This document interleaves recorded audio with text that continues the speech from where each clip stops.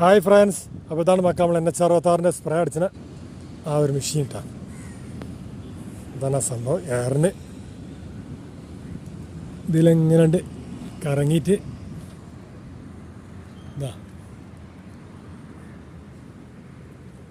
അങ്ങനെ ഇതാ ഇങ്ങനെ പോയാൽ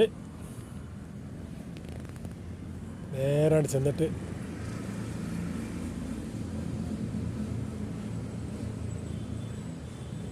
ഈ മെഷീനൊക്കെ പോണത്.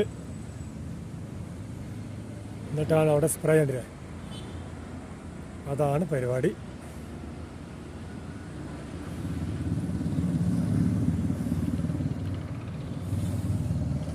ഇന്ന് ചെയ്താണ് ഇപ്പോൾ അവിടെ കുറച്ച് ഭാഗണ്ടില്ലേ നനഞ്ഞേക്കണ്.